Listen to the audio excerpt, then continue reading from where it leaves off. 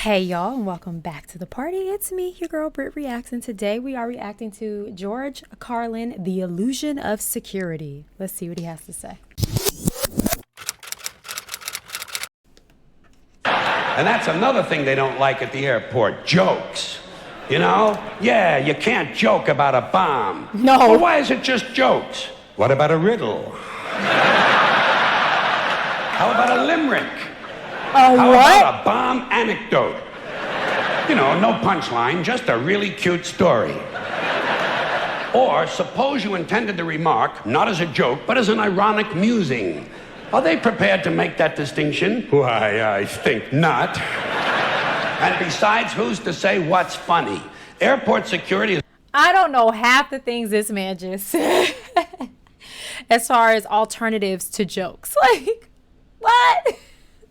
I feel very undereducated right now. And besides, who's to say what's funny? Airport security is a stupid idea, it's a waste of money, and it's only there for one reason, to make white people feel safe. That's all. The illusion, the feeling and illusion of safety. Because the authorities know they can't make an airplane completely safe. Too many people have access. You'll notice the drug smugglers don't seem to have a lot of trouble getting their little packages on board, do they? Oh. No, and God bless them too.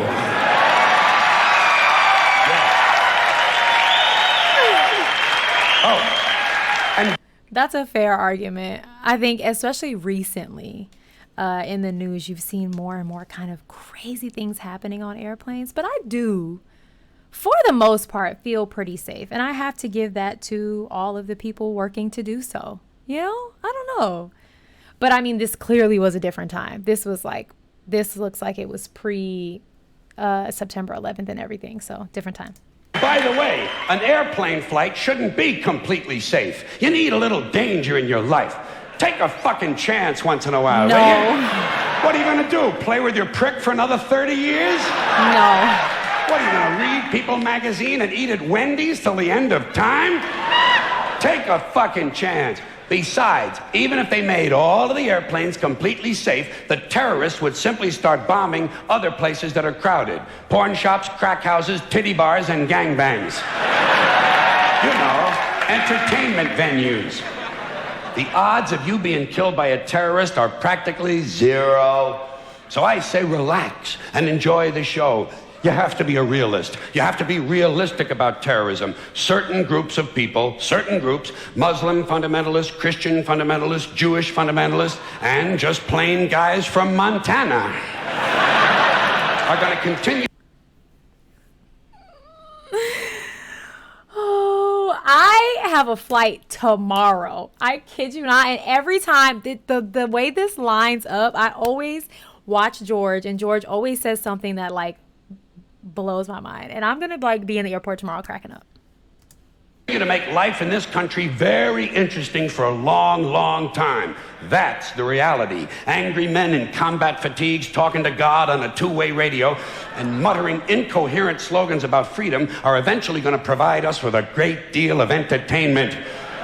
Especially after your stupid fucking economy collapses all around you, and the terrorists come out of the woodwork, and you'll have anthrax in your water supply and sarin gas in your air conditioners. There'll be chemical and biological suitcase bombs in every city, and I say enjoy it. Relax. Enjoy the show. Take a fucking chance. Put a little fun in your life.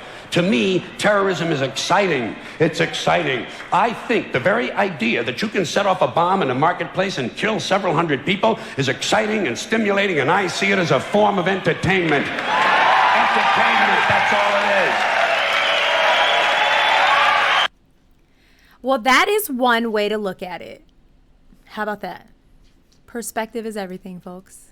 Entertainment, that's all it is. Yeah. But I also know that most Americans are soft and frightened and unimaginative, and they don't realize there's such a thing as dangerous fun. And they certainly don't recognize a good show when they see one. I have always been willing to put myself at great personal risk for the sake of entertainment. And I've always been willing to put you at great personal risk for the same reason. As far as I'm concerned, all of this airport security, all the searches, the screenings, the cameras, the questions, it's just one more way of reducing your liberty and reminding you that they can fuck with you anytime they want. As long as you put up with it. As long as you put up with it. Which means, of course, anytime they want. Right. Because that's what Americans do now. They're always willing to trade away a little of their freedom in exchange for the feeling, the illusion of security. What we have now is a completely neurotic population obsessed with security and safety and crime and drugs and cleanliness and hygiene and germs. There's another thing. Germs. Where did I feel like George is really passionate about this topic, like very passionate about this topic. He's so knowledgeable in the way that like not most people don't think, you know? He's like on fire about this topic. And hygiene and germs. There's another thing. Germs.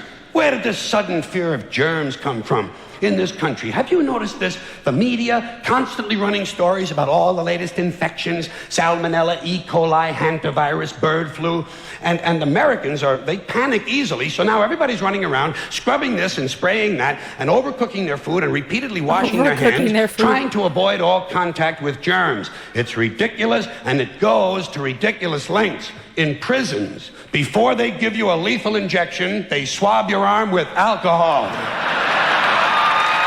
It's true. It's true. The irony in that alone proves his point. Truly proves his point. It's true. It's true. It's true. It's true. Well, they don't want you to get an infection. And you can see their point. Wouldn't want some guy to go to hell and be sick. It would take a lot of the sportsmanship out of the whole execution. Fear of germs, why these fucking pussies? You can't even get a decent hamburger anymore. They cook the shit out of everything now because everybody's afraid of food poisoning. Hey, where's your sense of adventure? Take a fucking chance, will you? You know how many people die in this country from food poisoning every year? 9,000. That's all. It's a minor risk. Take a fuck. Only almost 10,000 people, which in the grand scheme of things is not a lot, but it's still like, dang, people still out here dying, George. That's all. It's a minor risk. Take a fucking chance, bunch of goddamn pussies. Besides, what do you think you have an immune system for? True. It's for killing germs. But it needs practice. It needs germs to practice on. So listen. This is like literally what daycare is for. Your kid comes home sick every other week, but like they're building up their immune system, right? It's like what public school is for. So listen. If you kill all the germs around you and live a completely sterile life, then when germs do come along, you're not going to be prepared. And never mind ordinary germs, what are you going to do when some super virus comes along that turns your vital organs into liquid shit? I'll tell you what you're going to do. You're going to get sick, you're going to die, and you're going to deserve it because you're fucking weak and you got a fucking weak immune system. Now, God damn it. He said it. He told you what he told you. Okay? Lord have mercy. Yeah, that one just felt like super passionate. Like George had enough up until that point. He's done with security illusions, people being afraid of germs, all of it. Get away from him with that. Pretty much. All right, y'all. Go have the day you deserve.